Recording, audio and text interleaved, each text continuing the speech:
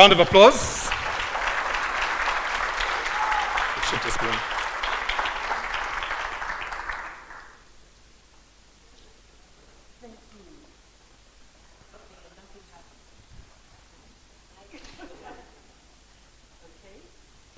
Okay, that's it.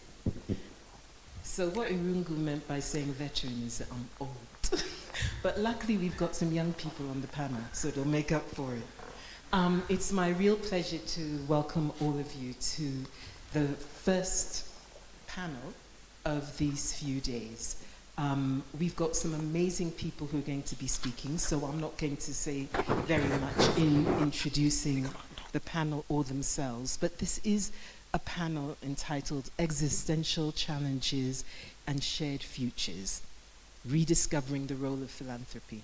And the one thing that I really wanted to say as we start is that I'm looking around this room and I'm seeing a lot of people within the African philanthropic advocacy sector.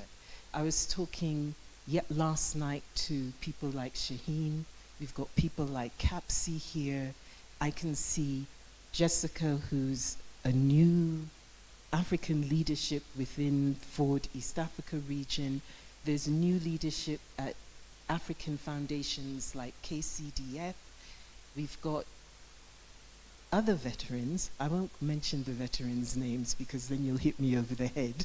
And we have people from all over the continent. I mention this for two reasons. The first is that many of you who are at Wings actually will have a very incomplete picture of the vivacity and the depth and the breadth of African philanthropy.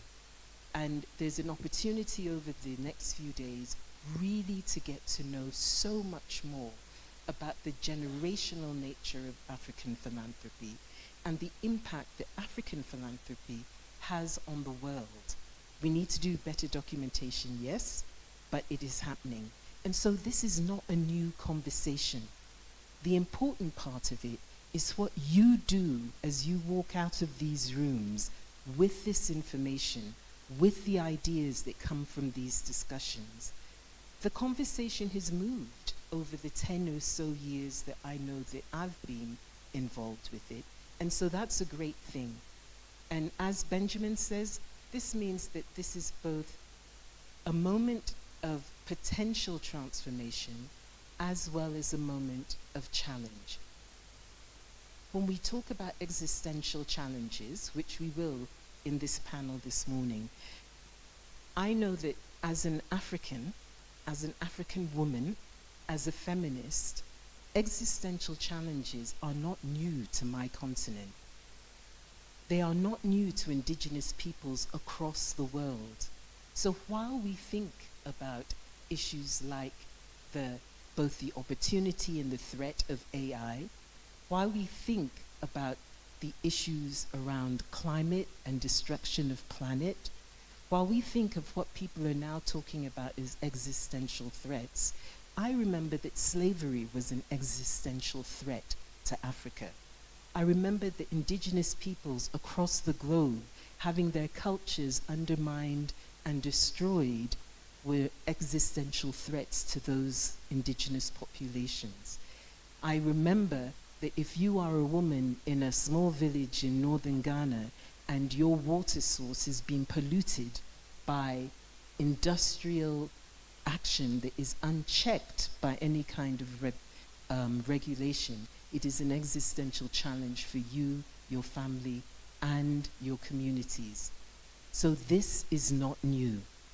The difference is that we have an opportunity now to ensure that philanthropy takes the kind of action that can leverage the change we need to see. We know, and this is my hope, this is what gives me hope, that generations before us have faced existential challenges and they have met those challenges with their own actions and changed their futures and the futures of the world. So as you listen to our panelists, I hope you will be thinking about what your action needs to be. I hope you will be listening to their ideas, what they are seeing, what they are taking away, and what they are not just asking, but demanding that those of us in this room, in such privileged positions, actually do as we walk away. And so I'm going to jump into the panel. I'm a little scared that I've lost one of my panelists. Indy, are you somewhere in this room? Where? Ah, right. If you could come up to join us up here. Okay, so I'm going to introduce the panelists one by one. They're actually sitting here. We're going to start with an outside speaker. And as each panelist comes forward and gives you their opening remarks, they'll then sit down and we'll introduce the others. And between us, we will get our panelists who are on the stage, and I'm looking at the stage, our panelist who's joining us virtually. And we're actually going to start with our virtual panelist. So I would please like you to welcome, and I hope that he'll be able to join seamlessly, Jan Tallinn, who's the founding and who was a founding engineer at Skype, and is the co-founder of the Cambridge Center for the Study of Existential Risk. Jan, I can see you're there, and please jump in. Hello. And greetings from Estonia. I imagine it's much colder here than down there. So indeed, I'm Jan Tallinn. I have co-founded a few organizations, Skype and Cambridge Center for the Study of Existential Risk, and now Future of Life Institute that has been in the news over the last 6 months, quite a bit. So my kind of philanthropic journey started, I want to say something like 15 years ago. And at the start of, like in some of the early years, in 2011, I remember giving a talk in New York at Singularity Summit, discussing kind of what I thought about philanthropy, and the talk is still up there in YouTube, on YouTube, and many of the things that I said are kind of embarrassing, but I think the core of the message, I think, still stands. The core of the message was that our philanthropic intuitions were kind of date back to kind of ancestral environment. Like Harvard scientist Josh Green has a book called Moral Tribes, where he makes the case that the reason why we have morality and kind of philanthropic instincts among those is that the tribes who had morality ended up being more competitive than the other tribes, because there was kind of reciprocity and helping each other out at hard times. So the problem with our philanthropic instincts is that they were developed when the environment was fairly static, so static and legible. So if you were helping people around you, you could be fairly certain that your impact is going to be positive. And if you're helping your current generation, it means that you will also helping the future generations, because the future generations were expected to have like very similar lives. However, this is no longer true. So the world is changing really quickly, and it seems to be accelerating. So if you're addressing kind of today's problems, it's possible that you are kind of completely wrong in what your actual impact will be on the future, because the future needs might be very different. So with that in mind, so what's our kind of poor philanthropist to do? So Eliezer Yudkowsky, the person who got me interested in AI, existential risks, again, something like 15 years ago, he has written this essay called Purchase Fuzzies and Utilons Separately. The core of the essay is that, or the message of the essay is that you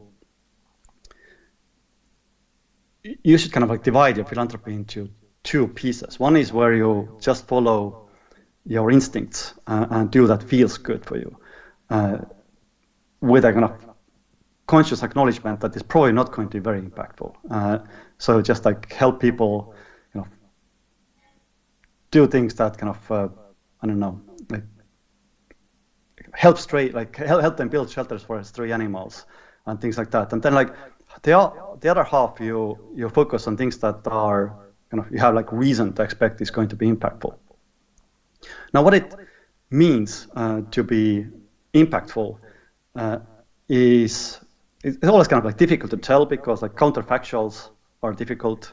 It's kind of hard to know like what if you are like how the world will change if you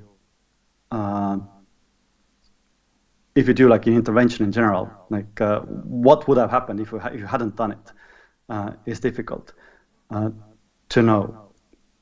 Now there are kind of I think like 3 different approaches for impact. Like one is that you just try to do things that are very measurable or have very concrete deliverables. For example, I'm very keen on, I like in general, as I'm an engineer, software engineer, so I like supporting software development, which kind of it both serves, it's kind of close to my interest, but more importantly, it kind of has concrete deliverables that you can kind of look at. The other thing is kind of doing things like I think Give Directly, where they give out finances to poor communities and then like actually measure what is the impact. That's another way of supporting things that are concrete.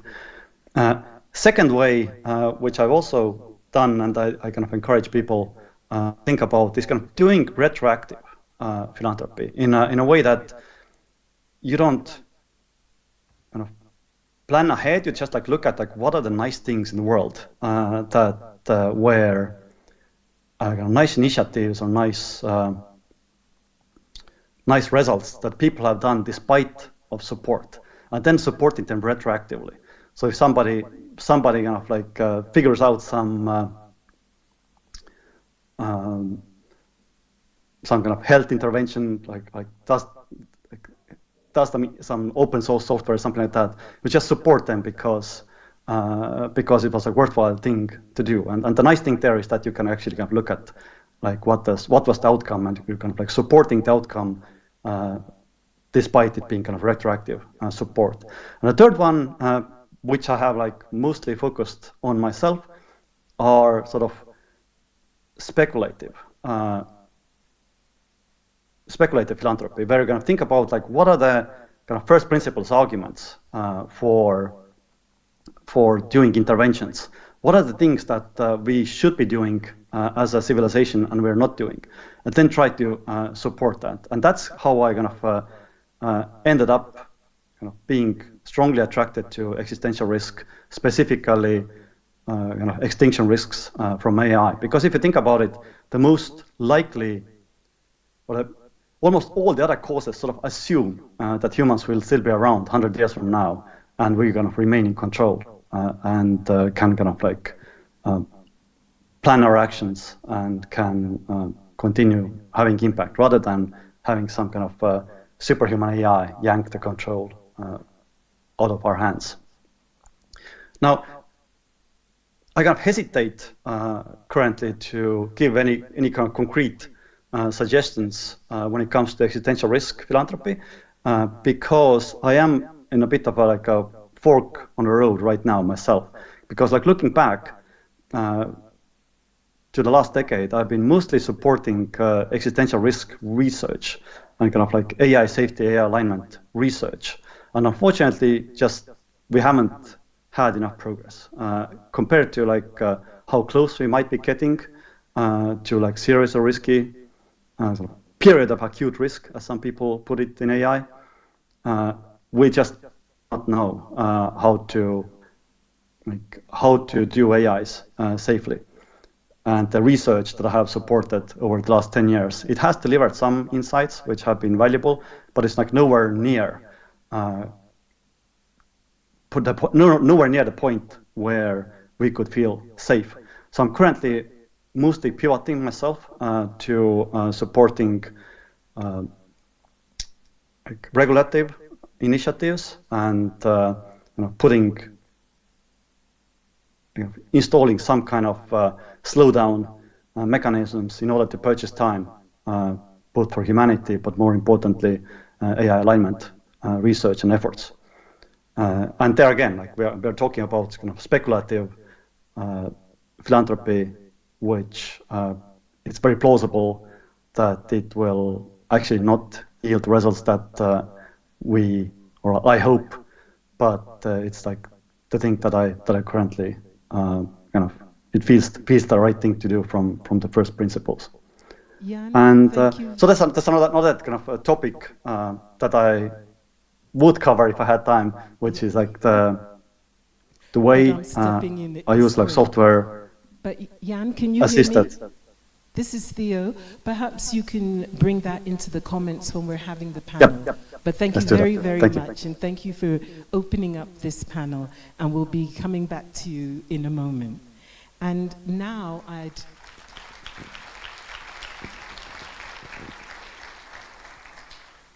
our next speaker, and I'd like to welcome up to the stage, Chai Suri. She's the founder and coordinator of the Movement for Indigenous Youth of Rondonia, and she's an amazing activist and an amazing bridge. Chai, please.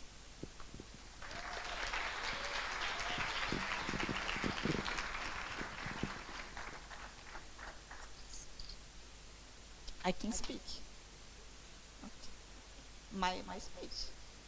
Okay. Good morning.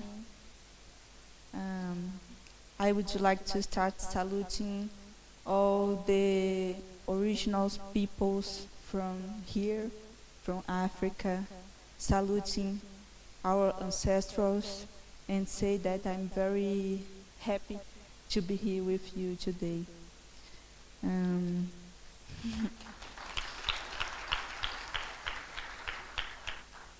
to start, I would like to sing a song to you, because it's like our culture. And we are here to decolonize this place as well.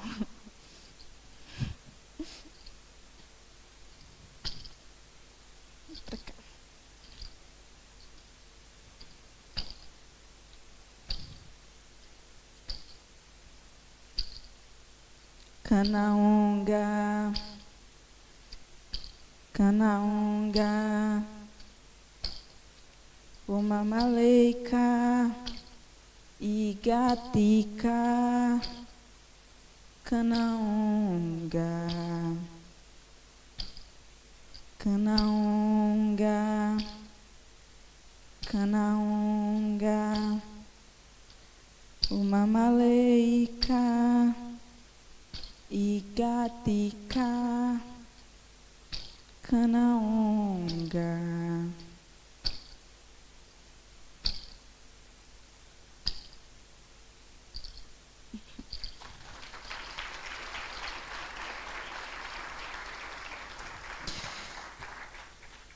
I start with this song to invite all you to be open in this morning and to invite our ancestors to be here with us today. And I come from Amazon, Brazilian Amazon, from 7 de Setembro indigenous land in the Rondônia state. And I'm a young indigenous leader from the Paité Surui people. And to me, to my people, I learned that the future is ancestral. Because if the future is not ancestral, they are not, you know, we don't have future. Because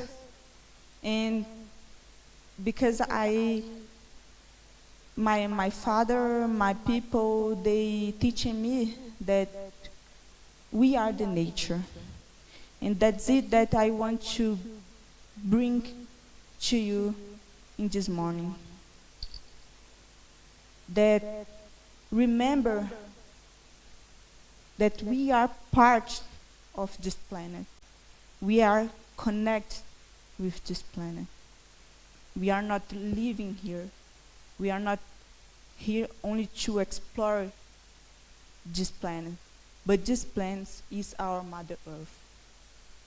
We, the indigenous peoples, we are suffering the consequence of the climate emergency. In my land,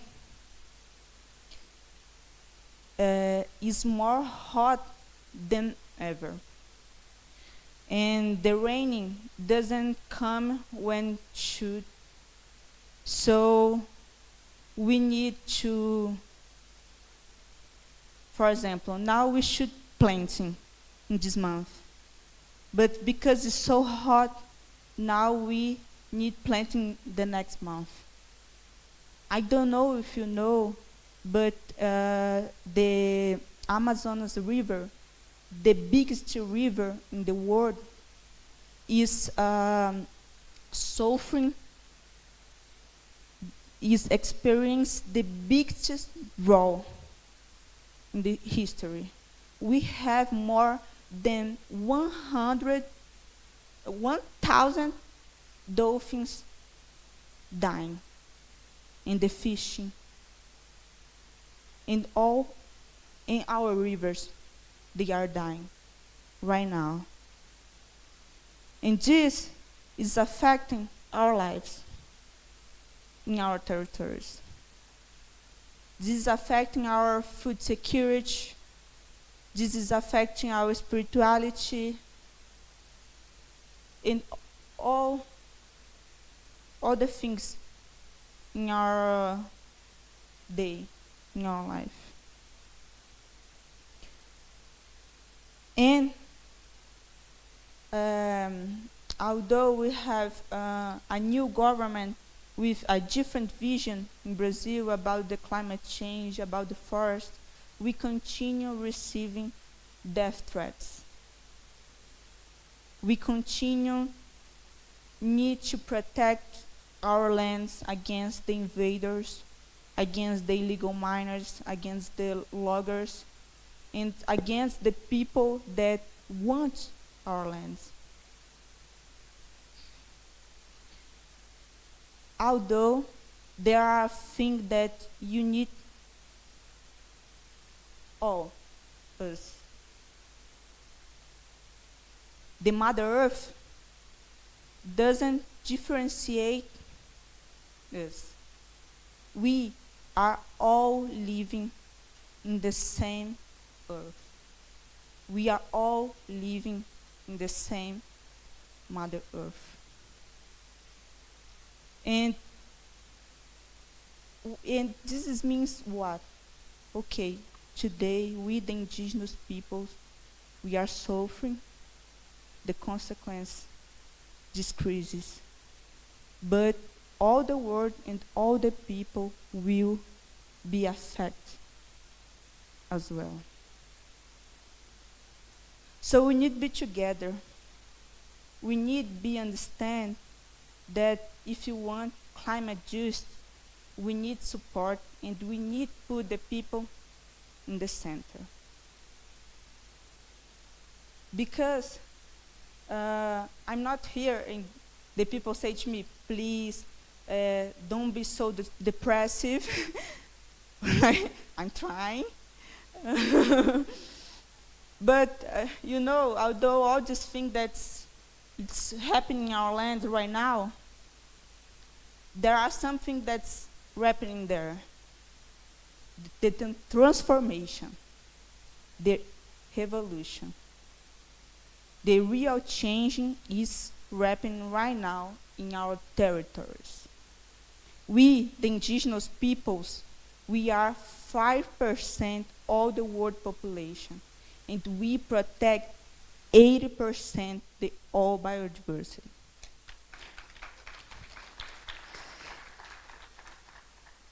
And if it is the Amazon is the biggest forest with the biggest biodiversity in the world is because us. It's because the indigenous people. Because we planting, we are protecting, we understand that it's not only our home, but it's who we are. And we are doing, so I'm here to, for example, my people, we are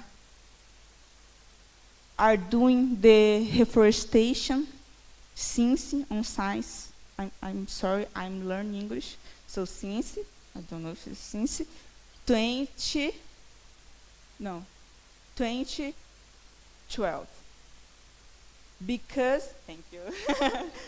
Because since this time, we understand that we need not only protect the forest, but we need to give back what we take off. We are, all the things that we are seeing today, the indigenous peoples are saying a long time ago. But the white people never listened to us. But now they are feeling this. So I'm here to say this, that we need reconnection with this land. Because the forest not only support life, but the knowledge burn there. So the forest to me, to my people, is inspiration, is memory, is knowledge, is the history, ancestral history, is the real fortune that we love. We love the forest. Because, because we are putting in practice the solution to postpone the end of the world. We, the United Nations, say that we are the best guardians of the forest. We are the guardian of the life. So I believe in the strength, in the power of our voice, our songs, our prayers, our fights, our ancestors. I believe in the forest. And we can stop to believe in them, but we cannot never stop believing in ourselves. So I'm here today to ask you to dream with me, with my people, with the indigenous peoples of Brazil, because the dream is very important to us. And I want to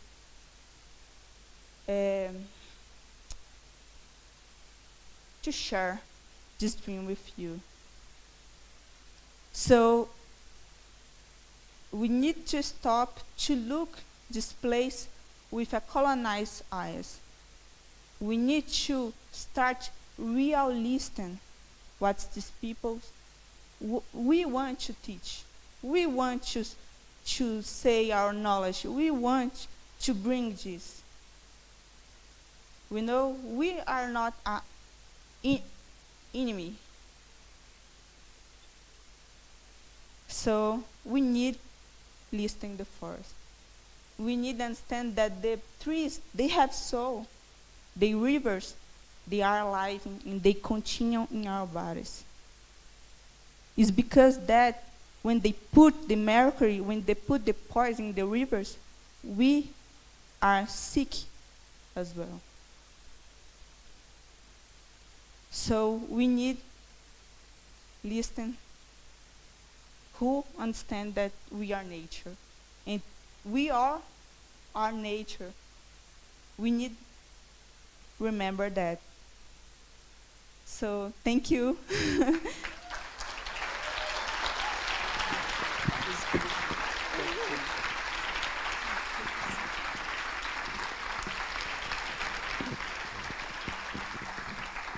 Thank you so much, Chai, and for that really important reminder. We can't transform if we don't dream. And so I'd like to welcome our next speaker onto the stage.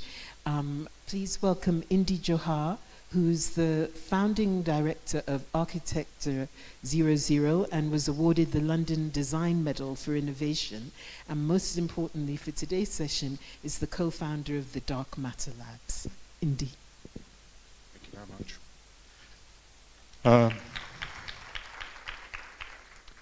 Good morning, everyone. I'm absolutely honored and delighted to be here, and thank you very much for your speech, which I think was absolutely critical for us to hear. I think Benjamin's introduction was really important. I don't think we fully understand the scale of what we're facing. So I'm going to use a few minutes to describe the scale of it. What we're experiencing in the Amazon is only the beginning, unfortunately. Currently, in terms of global where we're facing, our current policy landscape drives us to at least 3 degrees of global warming. 3 degrees, at least. 3 degrees average means 5 degrees on land. 5 degrees on land means 8 degrees in our cities. 3 degrees means 5 degrees on land. 5 degrees means 8 degrees in our urban environments.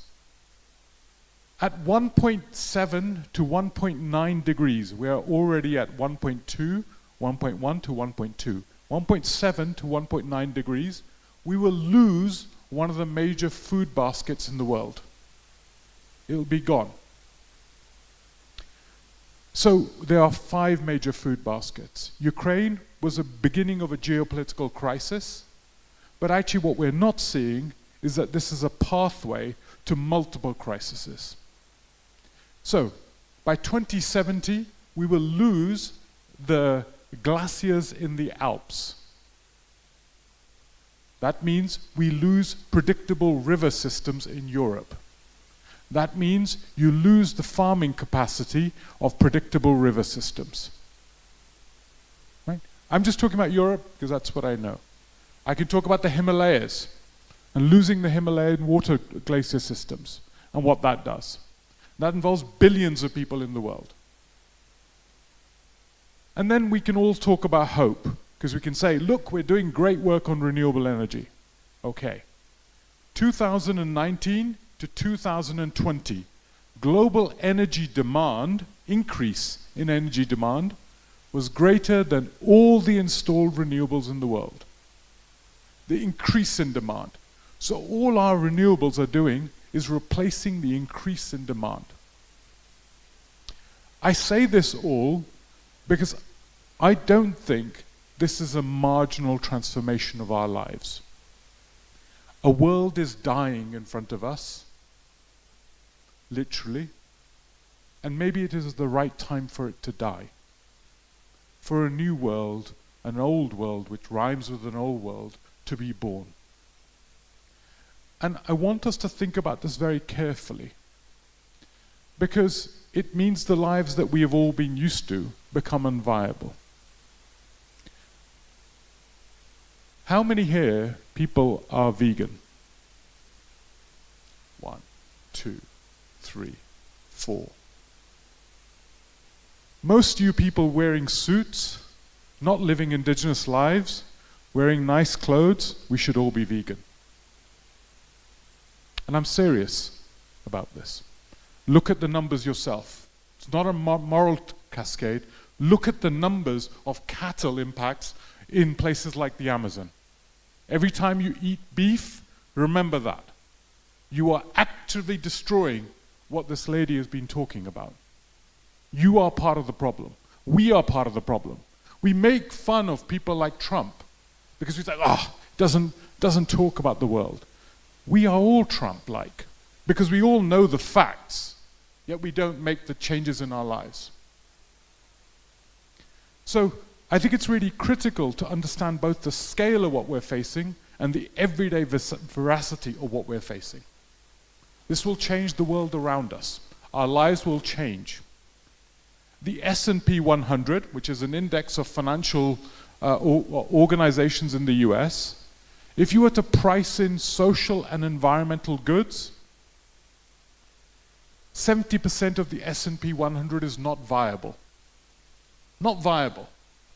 So the businesses that we make and the industries that we have are not cognizant with life to exist in the planet in the way that we want and the way we need. 68%. This shirt, it's not an expensive shirt. It's a 35 pound shirt. However, if I was to price true social environmental costs on this shirt, it's a 250 to 450 pound shirt. I say this because if you want to value what this young lady has been saying, that is what it means. This is what it means. It's a 450 pound shirt, because then it means I cannot consume the way I consume. I cannot live the way I live. And if I choose to live the way I live, I can almost certainly assure you we're moving towards a path of mutually assured destruction. Mutually assured destruction. There is no pathway the global north survives with the global south does not. There is no pathway now.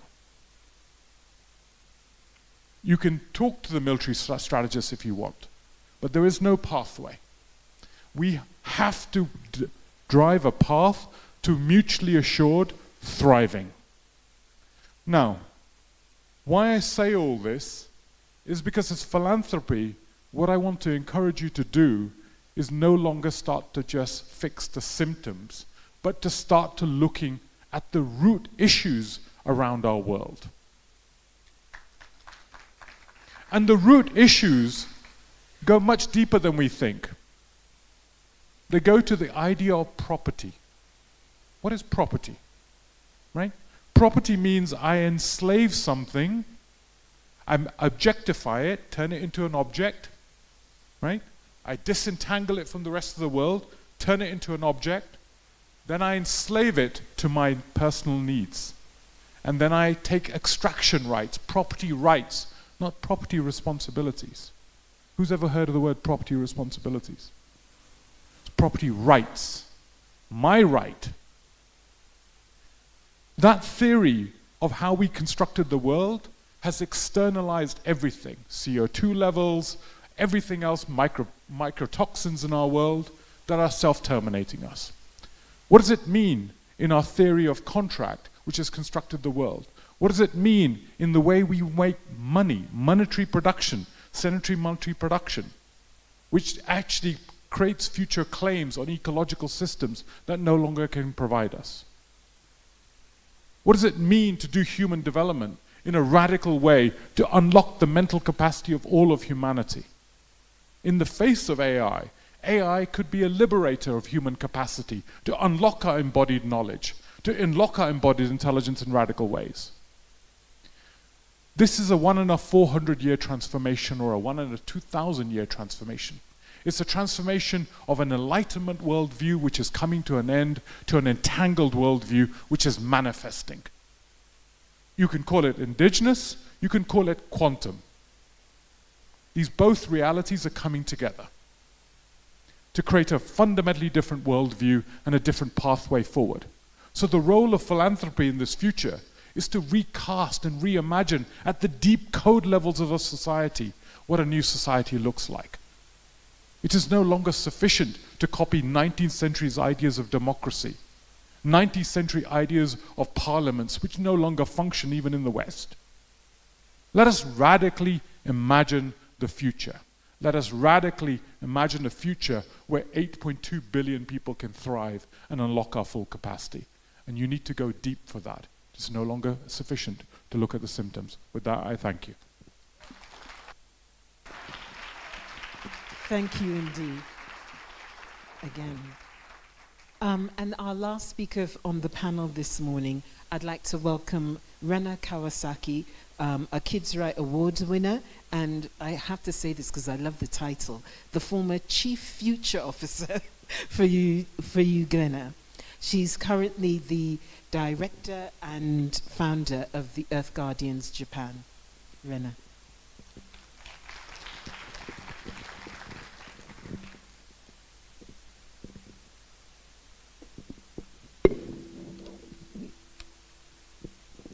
Hi everyone, good morning.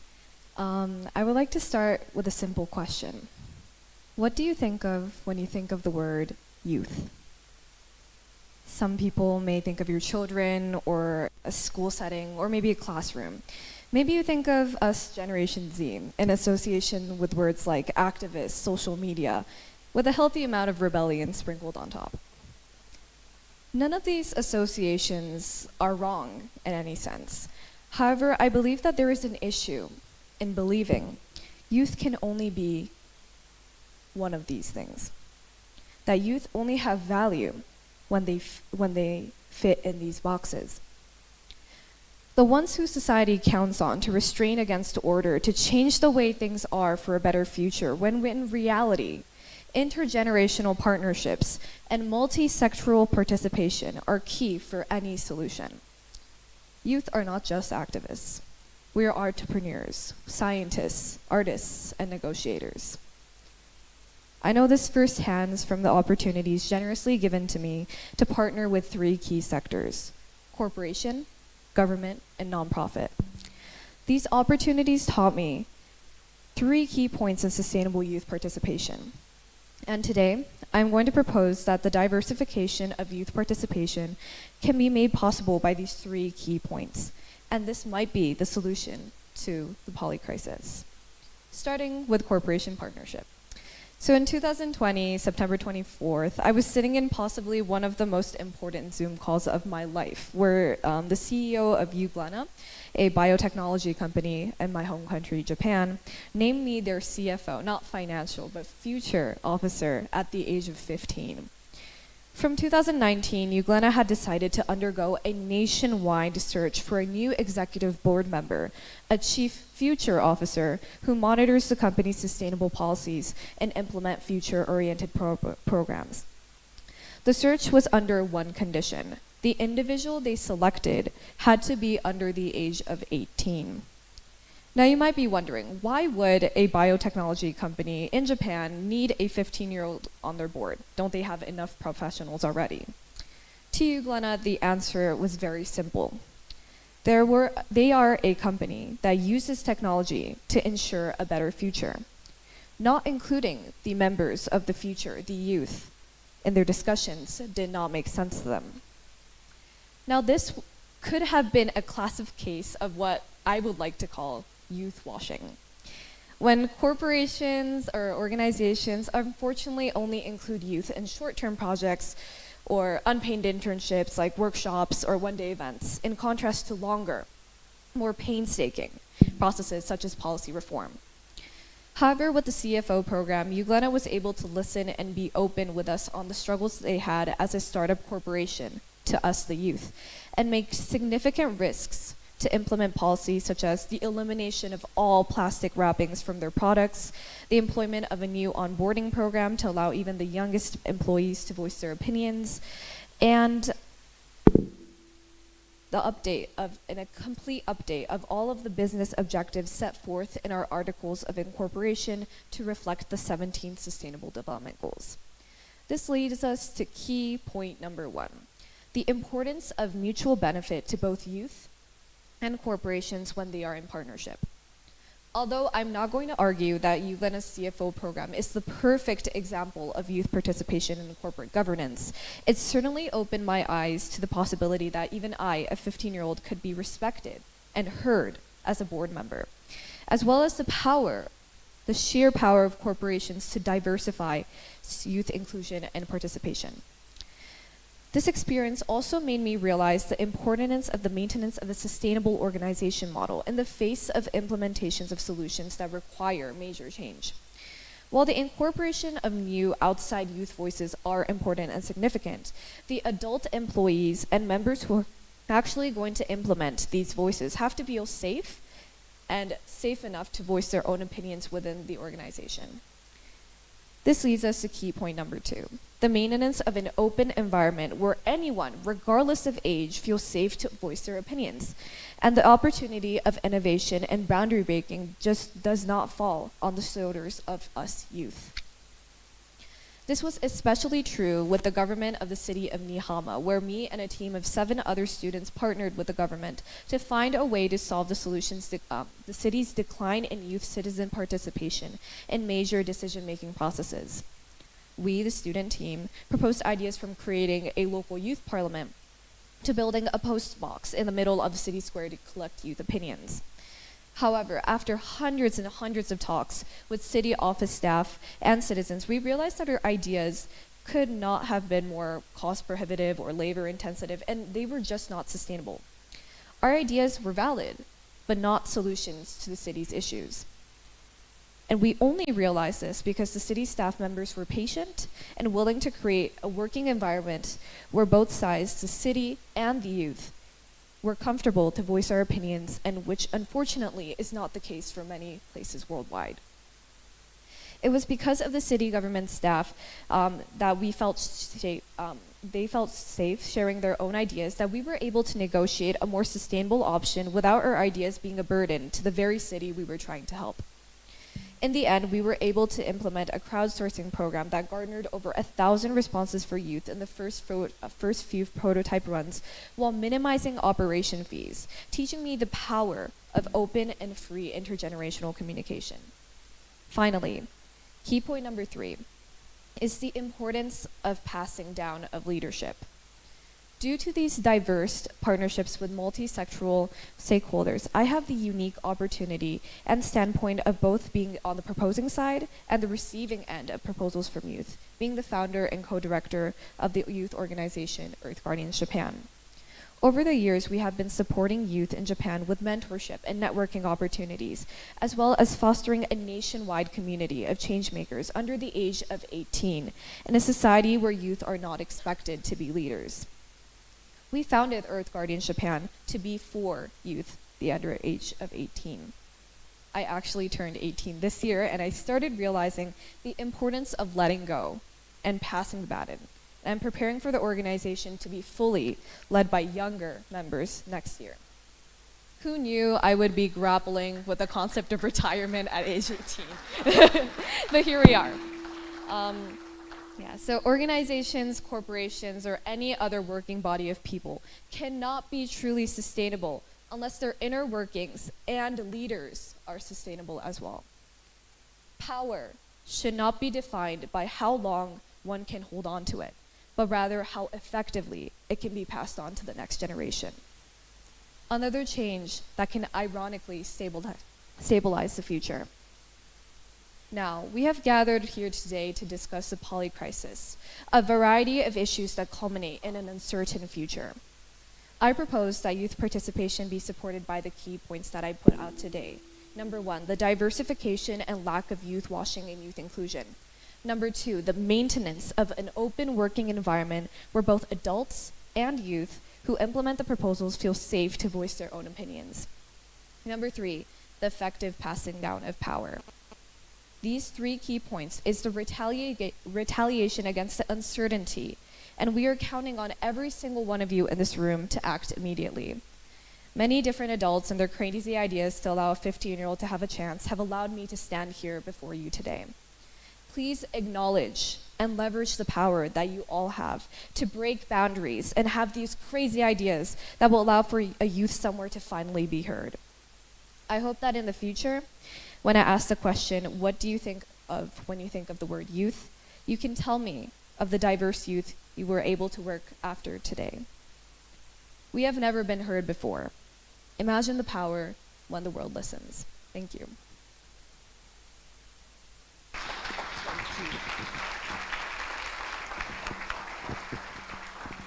Okay, so thanks to all four of our panelists. Jan is in the system somewhere. We're now going to have a very short discussion because we've got slightly less time than we had anticipated. And so with Jan listening as well, I'm going to jump straight into the other side of this morning's discussion. All of us, all four of you, have looked at existential challenges, and you've also looked at some of the issues around shared futures, shared responsibilities, shared actions. So I'd like to ask you to think and make some suggestions to the people in this room about the role of philanthropy in meeting some of these existential challenges. So, Chai, I think I'll start with you. What is the message that you would have to some of the people who are sitting in here, who are part of institutional philanthropy, individual philanthropy, the whole of the advocacy world? What is the message about transformation that you want to give to them? What can they do? What should they do?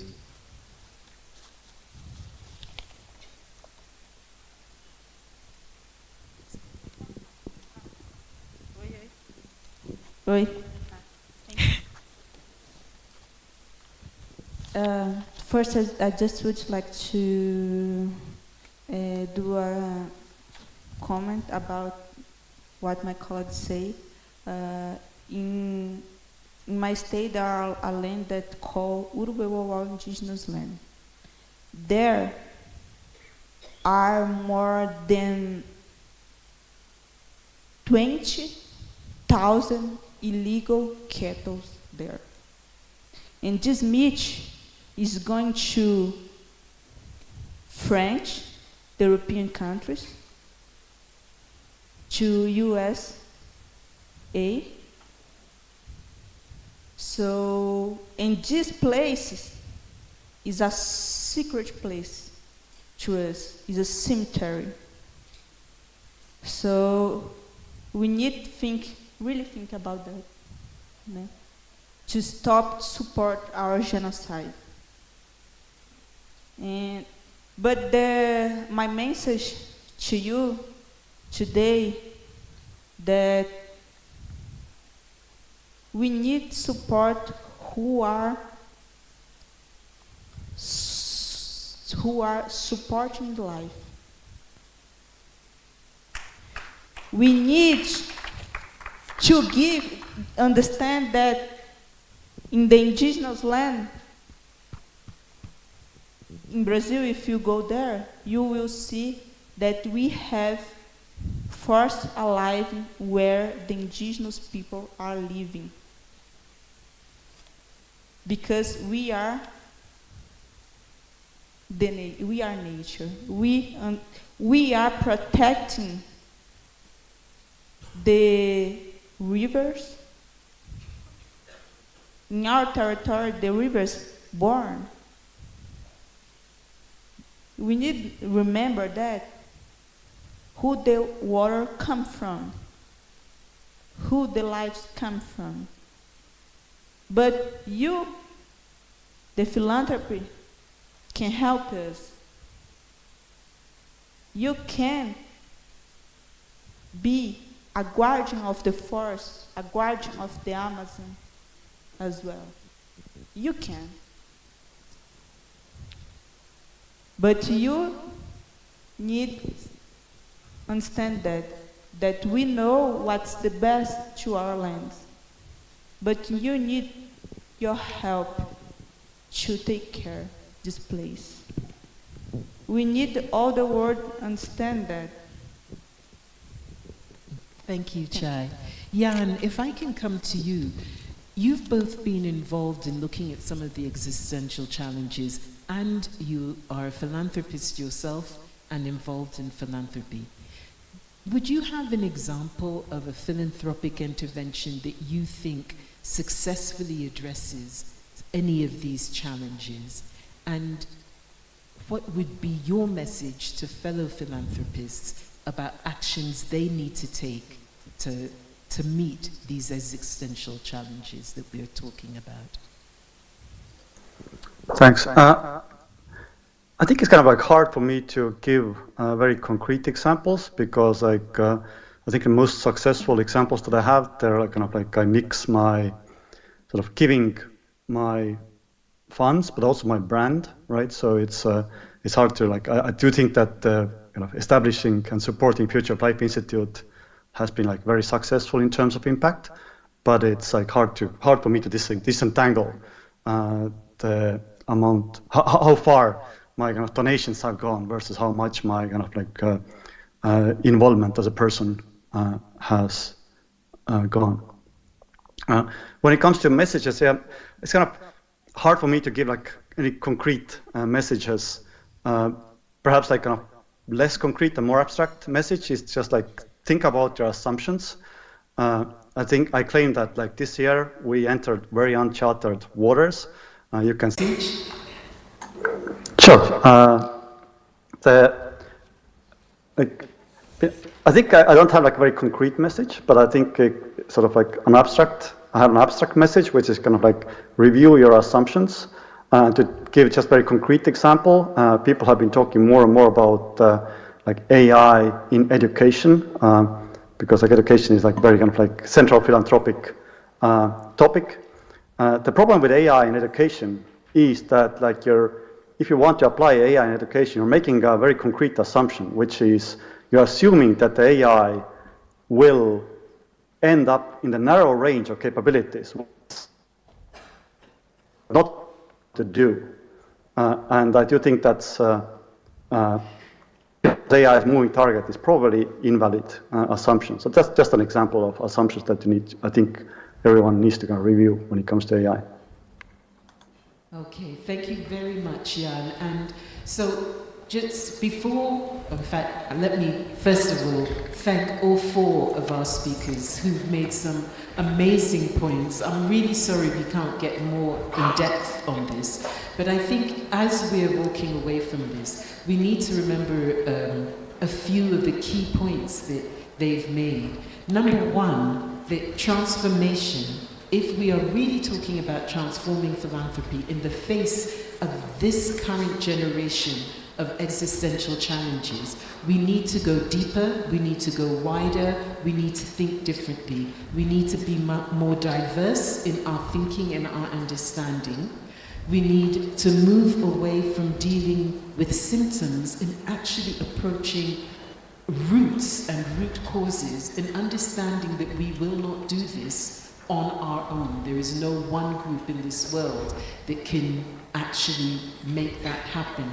And that what we really have to do is come to a different understanding about what guardianship means. And if philanthropy is about the love of humanity, then how do we change our mindsets, our practices, our actions, our interactions, and our relationships with each other, with different geographies, with different age groups and communities, but most fundamentally with the earth. Three of our four speakers, sorry Jan, will be here over the next couple of days. I really hope you will interact with them and help them to help you look at how differently you act when you walk out of this room. Because if you just listen and change nothing, then you're wasting everybody's time. And we know that we don't have time to waste. So again, thank you to the four speakers. Thank you for listening. Thank you very much. Thank you very much, Theo. Once again, a round of applause for that panel, and also for the machines that interrupted that human panel. Let me request for the podium to be brought back onto the stage as I'm about to invite a very special guest. First of all, congratulations to all of you. We are trending, not just in Kenya, but globally, on the hashtag WINGSForum2023. Your family know where you are, your colleagues know where you are, and if you skived work, you're in big trouble. Okay, we're doing very well globally. There was much in that panel, I think, in terms of personal responsibility. I am sure many of you declared and wrote down somewhere, I am never eating beef again. If you didn't, I would ask you to reconsider this. And it doesn't matter if Kenya has a sustainable production of beef. I think we can do more. There were also lots of ideas in terms of just public action. I mean, things that we could do that are both local and global in scope. And I think this gives us a real opportunity to think about our work in a broader context. Again, poly-opportunity, not so much polycrisis. Allow me to very warmly welcome one of the youngest political representatives. I made a quip about Theo and veterans. I can't do the same thing about our next guest, except that he has been a politician for quite a while, but he started very young. He is accountable to the 5 million people of Nairobi and, of course, the country for about 30% of the gross domestic product in Kenya. He has the power to give you all keys to the city. So those of you who are Kenyans, you can park anywhere without having to go to that app. And by the way, Wahova doesn't do that either, right? Allow me to very warmly welcome the Governor of Nairobi, Arthur Johnson Sakaja. Karibu sana.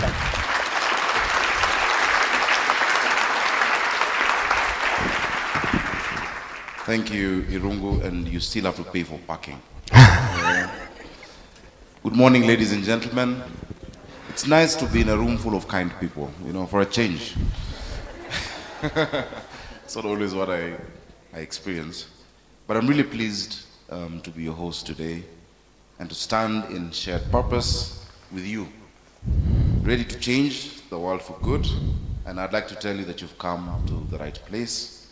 Karibuni Kenya, Karibuni Nairobi. Welcome to Nairobi. You've come to the right place. First of all, this city, this magnificent city, is not just a center of innovation, education, finance, and logistics for the country, but it satisfies those functions for most of East and Central Africa, the center of our continent. If you want to make your mark on the continent, then Nairobi is a very fine place to start. But if you asked me, I'd say that some deeper reasons, actually 2 deeper reasons, why Nairobi is a very good choice, not just for this meeting and for your deliberations, but for longer term work in philanthropy. First, Kenya. I don't know how many Kenyans are in this room. Please lift your hand up. Let's clap for the Kenyans. So first of all, Kenya is a country that is built on Harambee, on pulling together for common good. It's a running theme throughout our history. From the schools, which were built only because communities which understood the value of education came together, to the stories which every family has of a brother, a sister, a cousin, whose education was paid for by the contributions of an extended family, a group of friends, and a village. There is a deep history of communal philanthropy in Kenya, and a deep understanding of the obligations that fall on those lucky enough, fortunate enough to be in a position to help. The second thing to notice is that history and culture of giving and philanthropy extends right into the present. The evidence is extensive. Some of you will remember a local newspaper reporting on research which found that Kenyans were amongst the most generous people, generous givers in Africa. Others will remember that virtually every self-respecting Kenyan corporation, company has a scholarship scheme or an environmental initiative or a gender initiative, so on and so forth. And sometimes these are very large. It is just part of who we are. And so you are in the right place. What began as a fairly informal set of cultural norms and habits has been formalized in some very interesting ways in the last few decades. There is a real philanthropy infrastructure and giving infrastructure here in Nairobi and in Kenya from which you can benefit. So that's 2 things that Nairobi gives you: access to a culture that is deeply invested in giving It's a natural thing to do. It is who we are, and which already has institutions that are dedicated to it. And so you're connecting to existing institutions and infrastructure that support that. So it's a good place to grow your giving. I want, if I may, to mention one particular instance that has been very important to me and that has shown me the influence of the culture and the institutions that we have inherited. I grew up in this city. I was born and raised here in Nairobi. Irungu, I'm not the youngest governor. There are a few younger ones. Actually, only one younger one. But I grew up 3 kilometers from where we are today, born and raised in Nairobi. I got into leadership out of need, you know, to pay school fees. And I started out as a driver when I was 19. And I worked with three presidents now. But throughout that journey, I realized the power that leadership has to change lives, you know. And so as a member of parliament, I tried really hard to bring a program that would have, you know, would help young people in our informal settlements, in the slums of Nairobi. I didn't have much success then as a member of parliament. As senator, I brought in legislation to try and really touch these lives. It passed the Senate. I was the senator of Nairobi before. It didn't go through the National Assembly. And I vowed and I said in my campaign, when I was vying to be governor, and I'm now the governor of Nairobi, that we will feed our children. There are so many children who are not in school in Nairobi and in many of our urban areas because of hunger. Many interventions on food, on climate action, look at islands, look at deserts, arid areas, but forget urban poverty. So one of my main manifesto promises, because everyone understood in Nairobi, they got it, they understood that our children miss class because they're hungry and they can't pay attention, and that we have to provide a wholesome hot meal to these children. It sounded like one of those things politicians say, but I meant it, and I'm doing it now. We've built 10 kitchens. We built 10 kitchens in the last, I only got into office in August of last year. We've built 10 kitchens in different constituencies. So Nairobi has 17 constituencies. Nairobi has 5 million people. I'm directly elected by the people. We've built 10 green kitchens. I know climate action is an important part of what we're doing. 10 green kitchens that each produce 10,000 meals to 15,000 meals daily. One of the biggest ones produces 60,000 meals, the biggest kitchen in Africa, and I hope you can visit it during your time here.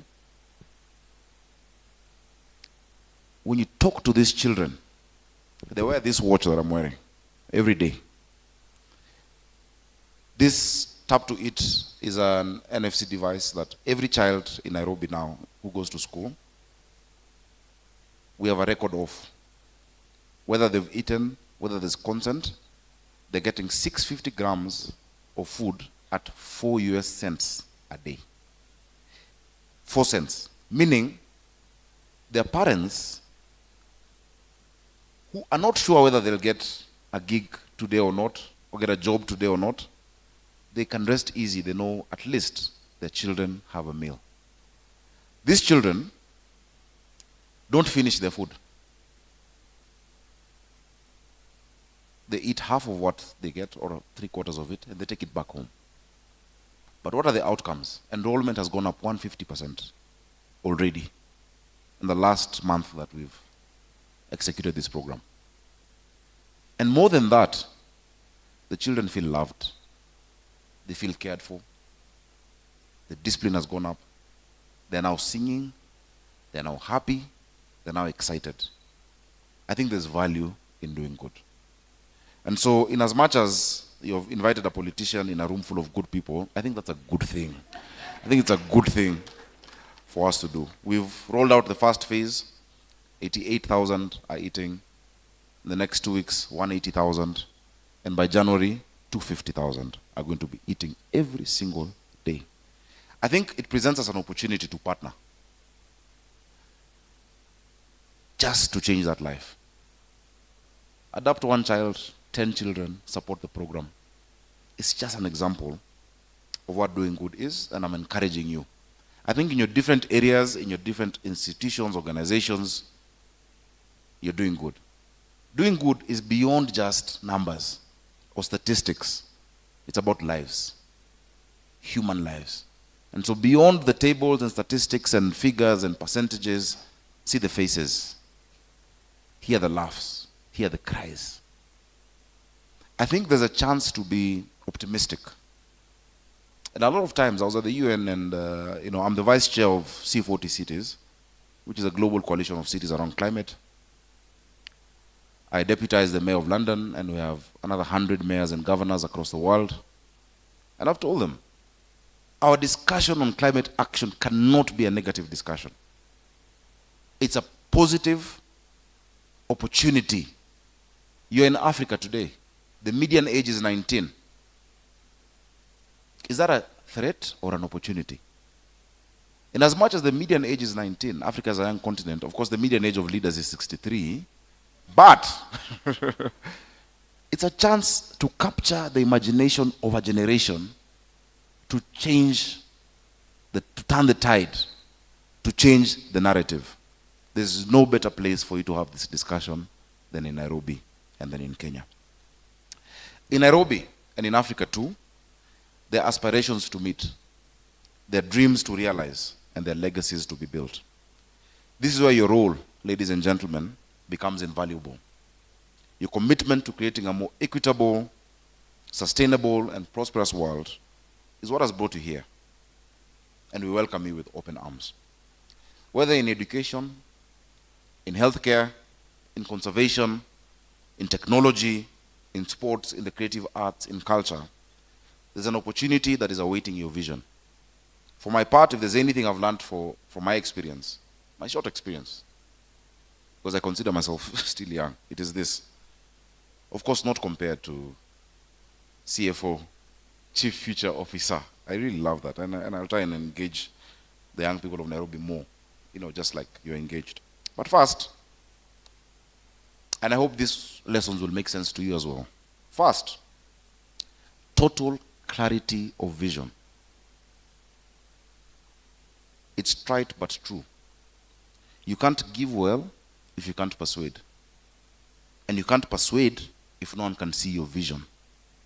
You need to make yourself perfectly clear.